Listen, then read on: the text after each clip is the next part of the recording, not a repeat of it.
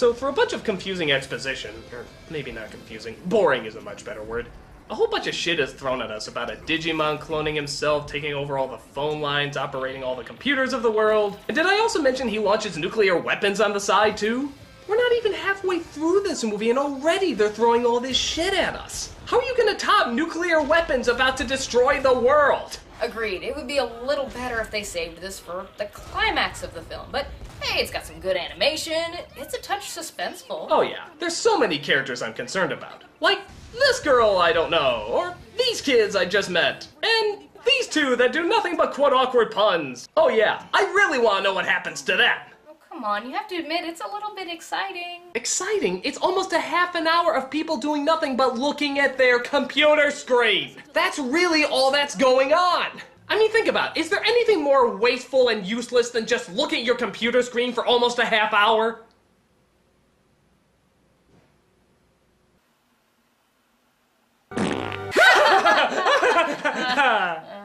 So Diabromon is defeated, the nuclear bombs are deactivated and conveniently don't land on any civilians, and clearly, most important of all, Ty gets his email to his lovely lady friend. Love that. So what's a few raindrops between friends of ties? Oh, I bet they make a cute couple. Whoa, what'd I say? It would take too long to explain. We better take a break here. We'll be back in a minute. See what Digimon does to people. And they're supposed to be together, stupid 02 epilogue. You good? I'll be fine. You weren't even wearing mascara. How is it running? I don't know. So, third story. Oh my god, 35 minutes to go. Why do you keep mentioning the time anyway? Well, that's one of the reasons this movie is so terrible. It has no arc, no connection between the three stories. You can pop on the movie at any point and have no idea if you're in the first act or near the climax or the resolution. Just it's a bunch of series of vignettes with no point. Well, one point, I guess. Make money for Fox Kids! Yolea and Poromon can match wits with the best of them, as well as tan lines. And there's Davis and Demi Vemon. Yeah, I know, Davis looks a lot like my brother Ty. We blame lazy character design for that. Ty and Kari are in New York because, well, really, if we can't stay in the same story for 5 minutes, why should we stay in the ssame location? And they come across Willis. Hey, he finally has a point in this movie! Well, kinda-ish. Kokomon, this has to stop!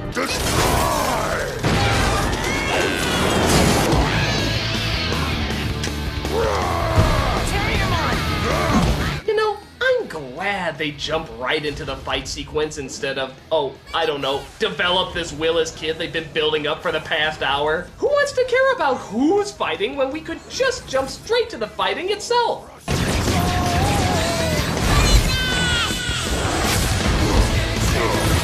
So the American Rabbit and the Muppet Minstrel Show have a little fight until the big one disappears. They call the other cast members down to Colorado, who, if you don't know the show, you have no idea who most of these kids are. Right, Critic? Is that the California kid from The Wizard? My point exactly. California. But Kokomon appears and the Digimon digivolve to fight him. Demi Vemon Digivolve to Digimon!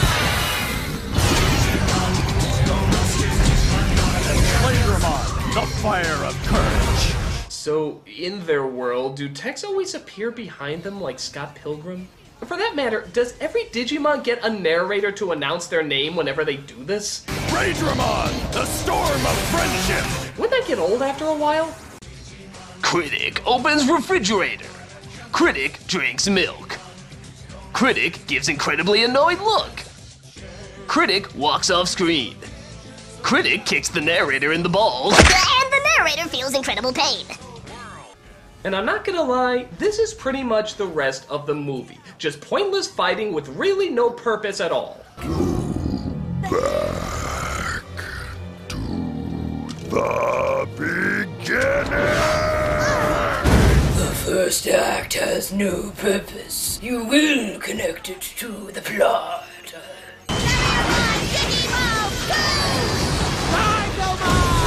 Even the Pokemon movie at least had a moral, and okay, it was bullshit and it made no sense, but At least it was trying to have a point. This all seems entirely useless. Oh, wait, I take it back. There's a quick backstory about where Kokomon came from. But it goes by so fast, you almost miss it.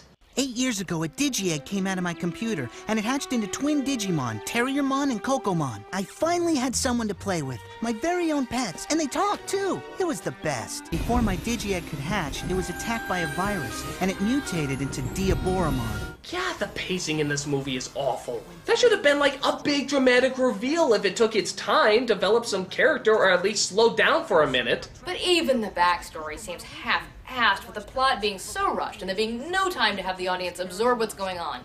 It's sort of like a story as complicated as Harry Potter was being given the same treatment. Harry Potter had a family, but he didn't like them, but it's okay because he's going to a school where others like him, and there's magic, and he's magic too. But there's a bad teacher who it turns out isn't bad, but then it turns out he is bad, but then it turns out he isn't bad, maybe. There's also a bunch of bad kids and a bad guy with no nose. They're really evil, except for maybe they might be good, except for one student might be good. And there's also a teacher who might be good, might be evil, I'm not entirely sure. And then they all lived in 3 books, pointlessly stretched out into 7 ever after. Actually, maybe that would be better. Hell, even the emotional reactions are incredibly rushed. Look! What's the matter with you?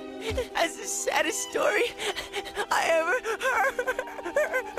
heard. I'm the one with the problem, not you. Get over it. Okay. I didn't edit that! I swear to God, I did not edit that scene at all. That's really how it's played. That is the real pacing of that moment.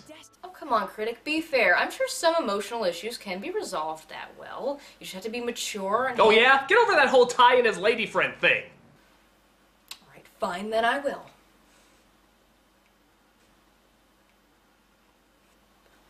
That's what I thought. He was supposed to be with Ty and TK and Kari. We're supposed to have cute little perfect babies and Sub-Zero-2 in the eye socket. What follows is fighting, and more fighting. God, I've never seen so much action be so boring. I mean, there's a rabbit with machine guns for hands. How do you make that boring? How? Come on, we have to digivolve to our mega form so we can release the golden Digi-Eggs! Anjumon, Morph, Digivolve to... Seraphimon! Anjumon, Digivolve to... The hell? I'm sorry. I squeed. You squeed. You squeed for something in this movie.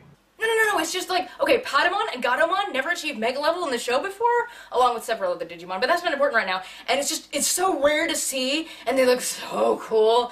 And Cool? It's a Burger King Kids Club chess piece and a My Little Pony version of Falcor. Seraphimon, carry me away in your big man-angel arms. I wanna hug You it. need Digi-medication. But in an exciting, if not kind of confusing climax, Kokomon somehow takes them back in time. He can do that now? I'm not questioning it. To a point when the virus that affected him was at a weaker stage. So they use their Digi-powers to defeat the virus, and Kokomon returns back to his normal form. I guess without the virus, Kokomon couldn't heal himself anymore. The battle was too much for him. Don't be sad, Willis. One thing you have to learn about Digimon, they never really die. As long as there's someone around to buy our shit, we'll never disappear. Kokomon!